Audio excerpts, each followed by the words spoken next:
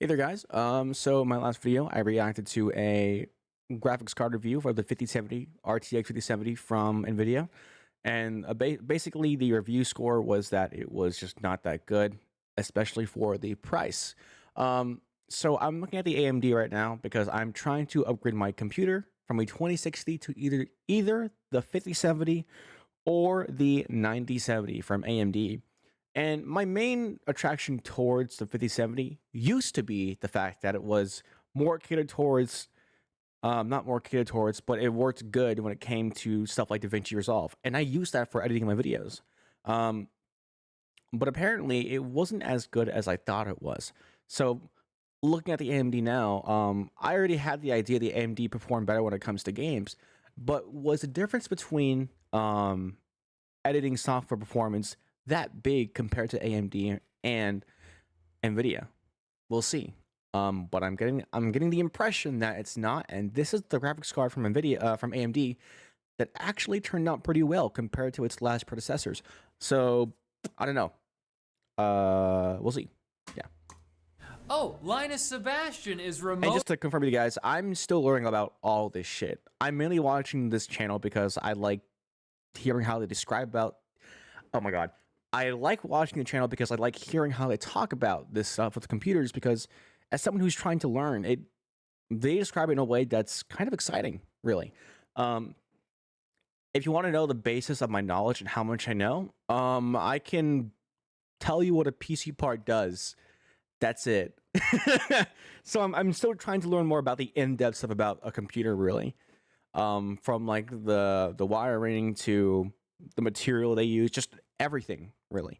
Because to me, it's fascinating. It's interesting, and I am here with my first computer right now. It's a crappy Dell PC pre-built. My god, my camera sucks too.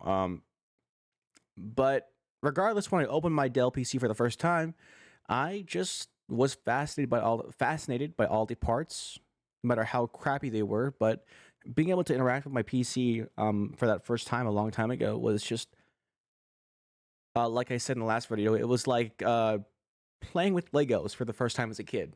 That's how it felt for me. So here I am now, trying to learn more, and let's see what they think about the AMD card. In from Texas to present our next award of the evening. Okay. And the least crap GPU of 2025 award goes to AMD for the Radeon 9070 XT. That's right, folks.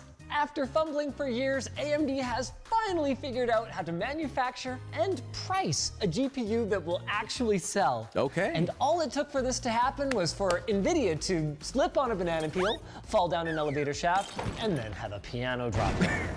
As for the Dude, 9070... so I don't. At first, it was hard for me to tell like what was good or bad when it comes to computer parts. But when it comes to the 5070 NVIDIA graphics card, I already knew it was I got the impression immediately that it was just not that good, especially for the price. And speaking about the price, so it has 12 gigabytes when it comes to the 5070 NVIDIA graphics card. If you want 16, that's $200 more on Amazon. I mainly use Amazon for shopping for PC parts, and I realized the AMD 16 gigabyte 9070 is under $600, while the 5070 is also under 500, but for 12 gigabytes. So if I wanted 16 gigabytes instead of 12 for the NVIDIA graphics card, that's $200 more from what I saw on Amazon. That's not good. So when it comes to pricing, AMD is just way better. It really is way better. On XT, it's also here. In all seriousnly, though. Let me. Okay, I know I'm talking so much, but again, this is a reaction video. I have to talk.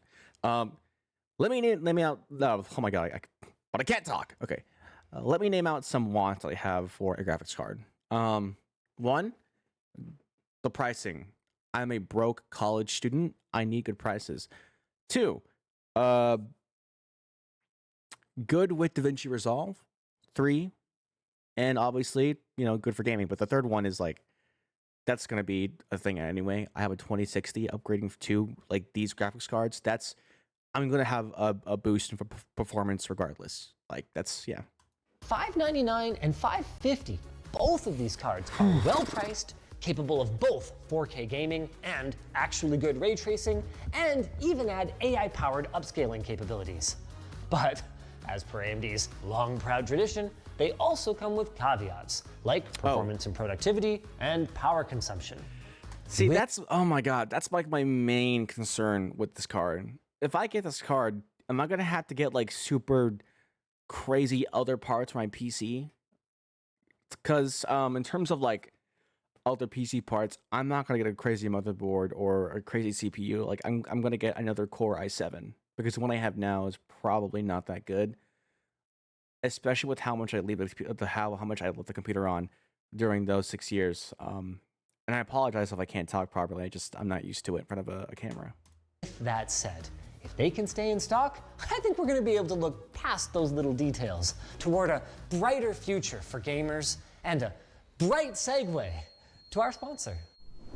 Are you waiting for that box to hit me? Our sponsor War Thunder is waiting for you to hear out their comprehensive vehicle comeback game. Take control of more than 2,500 tanks, planes, helicopters, and ships. Go download and join over 70 million players for free now. Otherwise, I will. Damn.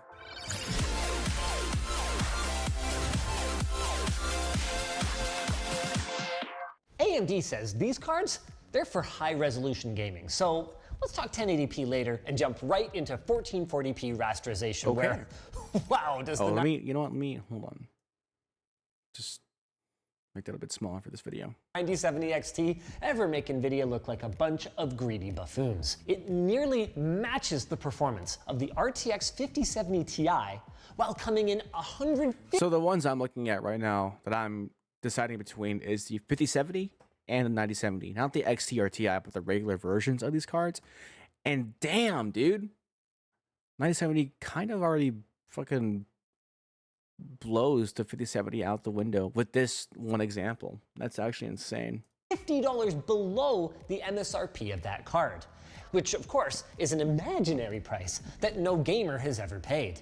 I mean, actually, I don't know. Hold on. Maybe I'm wrong. 123. Okay, it's not that big of a difference, actually. Okay. The lesser non-XT variant looks decent here, going blow for blow with the 5070 across all of our benchmarks. We even got the occasional clear win for AMD, like in Alan Wake 2, where the non-XT beats the non-Ti by a whopping 17%. The only definitive loss for AMD in our suite was in Black Myth Wukong, where the Ti beats the XT by around 9%. But the second you factor in the price, AMD's small L turns into a big W. In our Vulkan benchmark, Red Dead Redemption 2, we do see some worrying issues in frame pacing where both of the I'm not gonna lie, dude. So this kind of stuff is more for like perfectionists when it comes to computer parts, because I'm a rookie. Okay, I care more about the gaming aspect and how well my DaVinci Resolve will perform. That's my main two goals. It's gonna be better regardless. It is.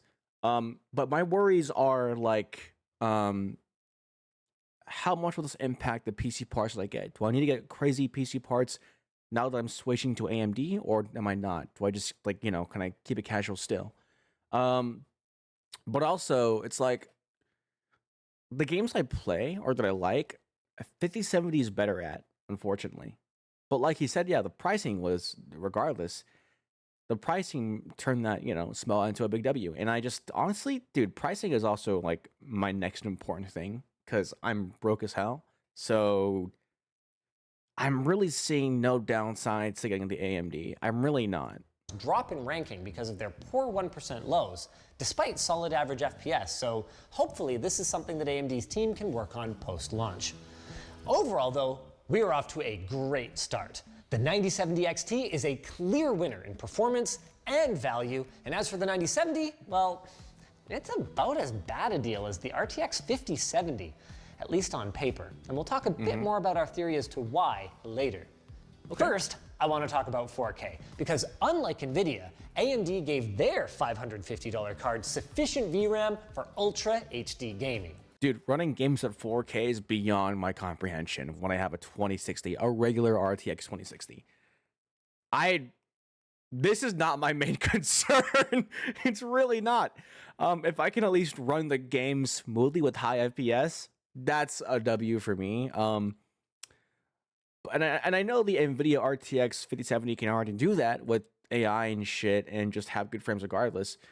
But the downsides of that card really stand out to me, even as someone who's not looking for much.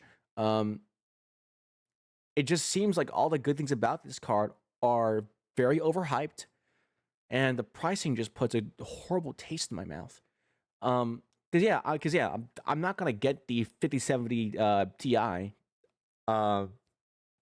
but the 16 gigabyte option for the 9070 is under $600, while the 16 gigabyte option for the 5070 from NVIDIA is over 800.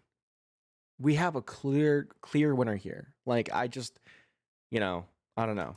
Sure, it's GDDR6 and not GDDR7, but faster memory is going to be irrelevant when you don't have the capacity to keep up, and there is no better illustration of this than the way that the 9070 extends its lead at higher resolutions, especially when we look at the all-important 1% lows, which is what determines the smoothness of your gameplay. Look at Last of Us Part 1 here. The 9070 leads by a whopping 23% over the RTX 5070. Why? Well, look at the VRAM usage. On the 5070, it's full, which results in these gameplay hitches that you see here. Compare that to the 9070 or to NVIDIA's own cards that do have 16 gigs, and those hitches disappear. And I mean, sure, not everyone has a 4K monitor, and these limitations don't... Here's another big question I have, and I would love for you guys to answer this in the comments for me. Is the difference between 12 gigabytes of VRAM and 16 gigabytes of VRAM that big? And it seems like it kind of is. If I'm wrong, let me know, but that's what I'm learning here, is that it's a pretty big difference and worth the lower price. Rear their heads in every game, or even most games, but still, it's kind of embarrassing when you're supposed to be the market leader in gaming GPUs, right? Oh yeah. Overall, the 9000 series does fall a bit short of true 60 FPS, 4K ultra gaming, and... Again, I'm not running my games at 4K, so I just... 58 FPS for 4K is still just batshit insane to me. Like, that's like still crazy to me. Crazy good. In our tests, it did not achieve the lofty margins over the 7900 GRE that AMD promised in their slides. But we're not that disappointed yet, because AMD included ray tracing in their averages, and that is a very different story with these new cards. Before we look at those results though, let's dive into what AMD has done to bring about this generational leap in performance. Okay. To me, the most impressive thing is shrinkage. The new monolithic die that underpins both the 9070 and 9070 XT should have been codenamed Frightened Turtle. It's built on TSMC's N4C process node, and it crams 92% as many transistors as the 7900 XTX into just 2/3 of the die area. This, along with some major improvements in performance per CU, is what makes these cards such a compelling value. Diving deeper into the compute engine, we see vastly improved matrix operations with support for more data types, a new dynamic register allocator, and improvements to the scheduler. Combine this with dual SIMD32 vector units, overhauled AI accelerators, and beefed up ray tracing capabilities, and you get a card that can do a lot of calculations all at once, especially when it comes to ray tracing and AI. But wait, there is more. Both cards get an So is the AI integration for gaming and graphics card, like, has that been better now? Because this is a pretty, it's not super old, but it is a couple of months ago that this video came out, and so far, has AI in improving videos or graphic card performance, has it been good now or bad? Improved media engine, which provides a considerable improvement for low bitrate encoding during streaming. YouTube's compression might make this impossible to see, but to the human eye, these Twitch-optimized recordings of Returnal, there's a clear improvement over the 7900 XTX. And it's even difficult to distinguish AMD from NVIDIA's NVENC encoding. We'll talk more about encoding later, but it's really great to see AMD finally catching up here. But where AMD is still behind is in 422 hardware encoding and decoding, which could make this a less desirable option for professional video creators. But it's unlikely to matter for non-pros. Another slight difference for professional video hardware encoding and decoding, which could make this a AMD is still behind is in 422 hardware encoding and decoding, which could make this a less desirable option for professional video creators, but it's unlikely to matter for non-pros. Another slight disappointment compared to the RTX 50 series is AMD's DisplayPort 2.1a. I feel like all this specific slightly better, slightly worse differences between both graphics card really don't matter to me, and they shouldn't when I have a 2060 right now. Like, it really should not matter. So maybe I should just get the AMD. Which are only UHBR 13.5 rather than UHBR 20. So these new cards can still do 4K 240Hz, but they will rely on display stream compression to do so. Not a huge deal to me, I find it nigh imperceptible, but your mileage may vary. Enough specs. Let's talk ray tracing, where both the new cards beat the 7900 XTX, a card that was well received at $1,000 US. Too bad they don't fare quite as well against NVIDIA. Let me see this here. Wow, the 5070 does that is better than the 9070 XT for ray tracing? Holy shit. I'm not a huge ray tracing kind of guy, but that is insane still. In Alan Wake 2, the 9070 keeps up with the 5070, showing just how bad the 5070 is, but the 5070 Ti provides substantially better performance than the 9070 XT. I mean, the 5070 and the 9070, these two right here are the ones I'm deciding between, and they're practically the same, man. So, yeah. NVIDIA one clear win for their overpriced 50 series cards. Really seems like I'm just getting more if I get the AMD. One win so far. In the heavily path-traced Black Myth Wukong, the 9000 cards handily outclass the 7000 series, but fall substantially behind NVIDIA's latest. And as for motion blur strong, RT very high, cinematic preset. This is frames per second, right? 32. Holy shit. I mean, Black Myth Wukong is more of a game catered towards NVIDIA anyway, but wow. Wait, what is... Okay, so it says 1440. Let's see here. 100% scaling. I don't run 1440p 100% scaling at all anyways, so it's like whatever. But damn, okay. Shit. I feel like, okay, so when it comes to games that look really good, not FPS games, RPG games, 37 frames I could work with. Like I played Final Fantasy XV on the PS4, and it wasn't like super crazy frames, but the graphics were, you know, it was console graphics anyway. But I'm used to like 37 frames on good looking graphics and games that's not FPS. But I don't know, because again, I'm not gonna run it like fucking 100% scaling with RT, with very high RT or whatever. So I don't know. Well, I do know. What I know is that it's not that. I don't need this. Is the main idea here. I don't need this. So 124, AMD looks great across the board here, while the 5070 gets beaten by its own predecessor, the 4070 Super. Wait, what? Wait, hold on, go back. What? 70 Ti, 9070 beats. What game is this? F124? Okay. Damn. 70 gets beaten by its own predecessor, the 4070 Super. The clown show. Removing Black Myth Wukong from the equation, the 9070 family is neck and neck with the competition, showing that AMD is no longer 2 generations behind in ray tracing. As much as I am going to play Black Myth Wukong, that game looks amazing. I've been wanting to play it for the longest time. I'm not going to get the NVIDIA graphics card because of one game, when the AMD is still very good, especially for its price with any other game, you know? With that said, Black Myth Wukong does in fact exist, and shows that AMD is still 1 generation behind, which may matter in future games. And even in AMD's own tech demo, we can see that their path tracing implementations struggle with boiling artifacts and ghosting. That reminds me more of last gen's ray reconstruction. Hey, but here's hoping that AMD can continue to catch up and maybe even surpass NVIDIA in the future.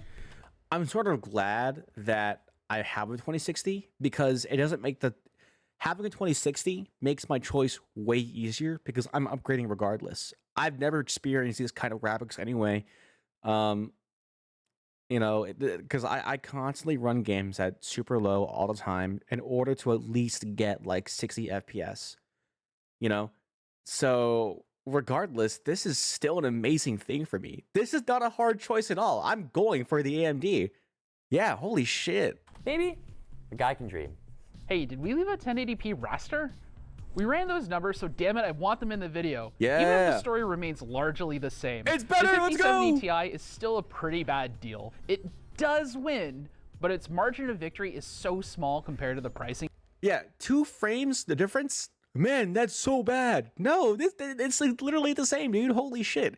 And it's over, why am I going crazy over this? And it's over 100 frames. Dude, I can't run games at max settings over 100 frames. Like, holy shit, dude. Marvel Rivals, I run Rivals at low everything, and I get like 80 FPS. This is great. This is good.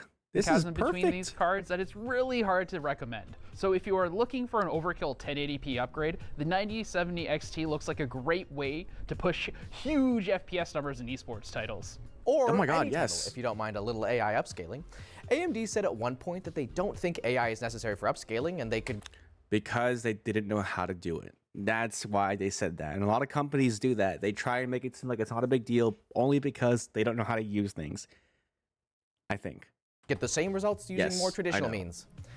Spoken like a company that did not have AI figured out yet. Exactly. The good news is that AMD has used their slow start to squeeze a lot of image quality out of temporal upscaling, and now that they've added their proprietary FP8 machine learning model to improve upscaling even further, the results are very impressive.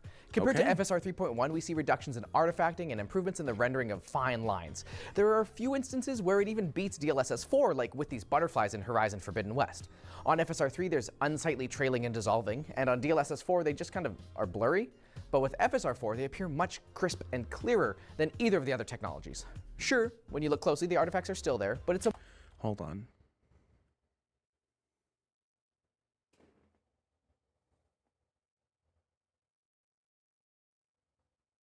Okay, I need to practice this shit, bro. I just like haloing around can't see detailed anything. character models. It's very heavily reduced, and motion is just sharper in general. I would say that at least when upscaling to 4K, I found the image quality of FSR 4 to be no more distracting than that of DLSS. How's my video quality right now? 720. Let me run that shit higher. At least. S4. But none of the reduced image quality trade-offs matter if we don't get better. You're not going to see this video properly through my reaction video. If you want to see like the whole how it actually looks, go look at the video itself on your own device. Performance. And compared to DLSS, FSR gives a less substantial performance uplift at each quality setting than NVIDIA, in both The Last of Us Part 1 and in Horizon Zero Dawn. Oh, shit. But we do see that AMD's frame gen provides a better uplift than NVIDIA's solution, which indicates that FSR 3.1 frame gen has less overhead than NVIDIA's multi-frame gen. While AMD doesn't quite match NVIDIA yet, this is the most competitive their upscaler has been ever. Except support is a problem. Even though you can use the driver to force the updated FSR 4 model in games with FSR 3, AMD just has less games that use FSR 3. And unlike DLSS 4, older cards are not able to take advantage of the new machine learning enhanced upscaling. And AMD still doesn't have a competitor for multi-frame gen yet. However, FSR 4 does have frame gen, but it makes use of FSR 3.1's frame gen implementation. But you can bring frame gen to any game using AMD's driver level fluid motion frames, now on version 2.1. But even with the additional decimal point, AFMF still sucks. Without game integration, you get all these weird UI issues and overlays get mangled with motion heavy, heck, and even motion light scenes. Let's be real, it's just frame interpolation, and no number of fancy names can change that. And if the use case for NVIDIA's frame gen was already weak, AFMF feels like it exists only so AMD can say, actually, we support frame gen in way more games. But no, no one wants it. It's, I don't know, who cares? Despite the swath of shareholder-approved AI junk in their latest driver software, AMD falls pretty well short of the mark here. There are some great gen-over-gen improvements in computer vision, but even the 4070 Super manages a sizable lead over the 9070 XT. The generational gains are even more apparent in Stable Diffusion, but the story remains the same. Finally, there's AI text generation, and I bet AMD wishes an AI could rewrite these benchmark results where the new cards fail to improve substantially over last gen and get absolutely dunked on by NVIDIA regardless of which model you're using. The one silver lining is that either of these cards can run all the same models that the 5080 can, and can run some that the 5070 cannot, thanks to AMD's generous 16 gigs of VRAM. I mean, it's only generous compared to NVIDIA, but thank you guys. Don't be too thankful though. AMD still needs to impress in content creation where they do okay. For video editing, the 9070 and 70XT provide good, but not exceptional performance in Premiere Pro and DaVinci Resolve. And in Blender, the 9070 and 70XT perform about on par with the flagships from AMD's last generation, but they still just don't really get anywhere close to NVIDIA thanks to optics rendering. Yeah, there was a transition that I was written that made more sense before we had to record this. Speaking of updates, we have some encoder testing for you. While AMD has made strides to improve their encoder, they still fall behind in quality compared to NVIDIA and Intel, especially at lower bit rates in H.264. For this encoding test, we only set the bit rate and no other parameters. Depending on what encoder tweaks are used, any of these cards could have improved quality compared to our tests. But the simplest way to improve quality is use AV1. But sadly, we've excluded the 7000 series from our results due to a hardware bug. The good news is, everyone outputs better quality in AV1, and AMD is sadly still in last place. Whew. We are almost there. Let's talk power and thermals. Over the past several generations, AMD has made some substantial improvements to efficiency, and in their announcement, they didn't really talk much about it. I guess they were being modest. In F124, the 9070 pulls lower power on average than the 5070, but with less stable power delivery, having transient spikes as high as 321 watts. Speaking of which, the 9070 XT has a massive spike to 426 watts, and its average is 309 watts, which is already higher than its rated TBP of 305 watts. And that propensity for pulling profuse power can be found in Combustor, where both AMD cards also use more than their rated total board power on average. But AMD is allowing some partner cards to use a higher power budget, so I guess this isn't fully out of spec, but I would definitely recommend you stick with the manufacturer recommended power supply capacity. And I recommend you check out PSU Circuit if you need to make an upgrade decision. Lots of good info there. Okay, wait a minute, hold on. Out of spec, but I would definitely recommend you stick with the manufacturer recommended power. Good info there. Damn. Capacity. And I Okay, I'm going to remember this. recommend you check out PSU Circuit if you need to make an upgrade decision. Lots of good info there. Thankfully, despite the power draw, thermals seem to be under control on our provided Sapphire Pulse samples. I'm sure in part to their use of PTM 7950, which you can buy for yourself over at lttstore.com. That's a double plug, double whammy. Self-promo, baby! AMD doesn't feel the need to hide GPU hotspot metrics like NVIDIA does, and in Combustor, we see that Sapphire's coolers provide ample thermal headroom, which is good. And they're a little big. They're not obnoxious, but you know, come on. It does allow the cards to stay much cooler than, say, the 5070 or the 6700 XT in F124. So if you're coming from an older card, you can confidently upgrade to either the 9070 or the 9070 XT and know you'll get a solid improvement in raster performance and ray tracing, which is a big plus for folks who are on older ray tracing cards like the 2000 series, or if you're coming from the 6000 series on AMD. It's good, it's cool, it's nice, we like it, we're happy. They could be cheaper. They could be cheaper. There's kind of two conclusions here, a short one and a long one. The short one is that the 9070 XT is a winner. If AMD can keep this thing in stock and you have $600 to spend on a gaming GPU, you are gonna love this thing, and NVIDIA needs to respond now, or AMD might actually take some real market share for a change. The long conclusion is that it seems like AMD is trying to eat their cake and have it too here. See, the XT's $599 price point is giving real good guy AMD vibes, but the 9070 non-XT's price is giving maximize margins while GPUs are in short supply vibes. By matching the 5070 in both price and performance, unfortunately, you've also matched it in value. And let's be real, the 5070 is not a great value. once nobody buys the non-XT because the XT is so much better for just $50 more, you're gonna end up dropping the price on this thing after the reputational damage has already been done to it. Did you guys learn nothing from the terrible initial reception to the 7900 XT? And it's not like you have just reputation for days to give up. You have nothing to compete in the high end. And sure, 85% of gamers do buy cards under $700. I'm sure that's true. But without a high-end card at all, you're giving up precious mindshare. I mean, we didn't even Yeah, I mean, as someone who likes to afford the more cheaper ones, cheaper prices for gaming parts, when you're in a company, not that I know how business is, I don't have a degree in this shit, but you know, you gotta really seem like you know what you're doing. And if you're able to make higher end computer parts, I think a lot of the times people will be more attracted to that company rather than the one who only makes cheaper versions of them.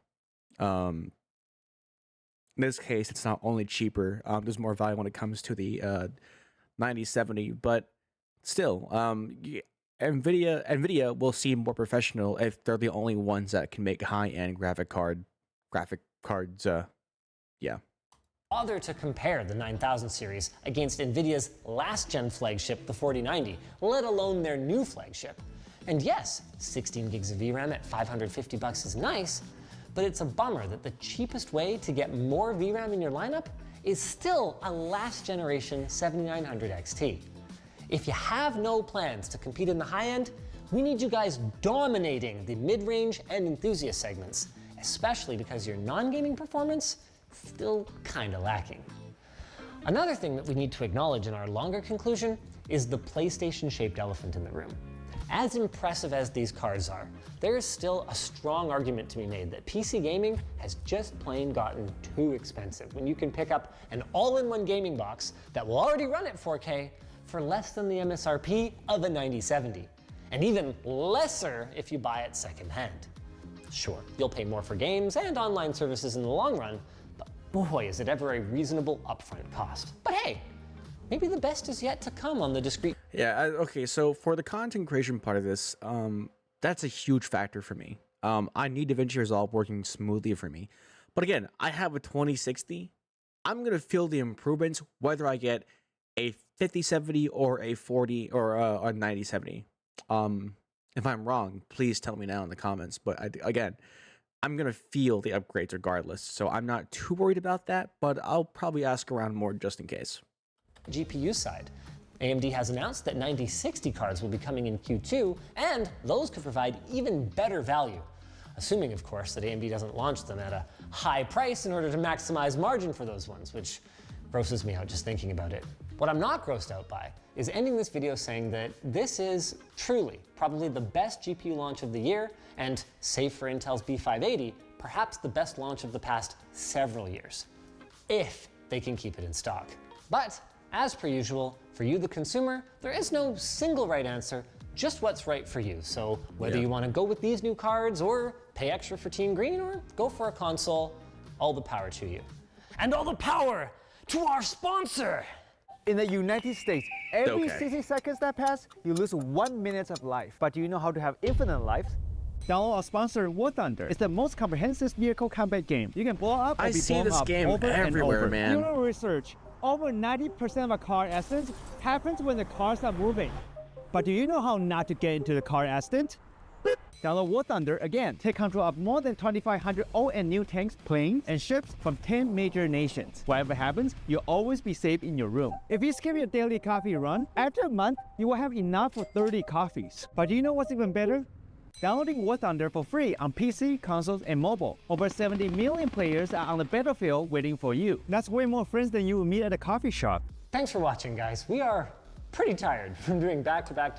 Okay, damn. So far, my own conclusion is that I will feel an improvement regardless of which card I get. And in terms of value, I think the AMD has higher value, so I guess I'll just go for that.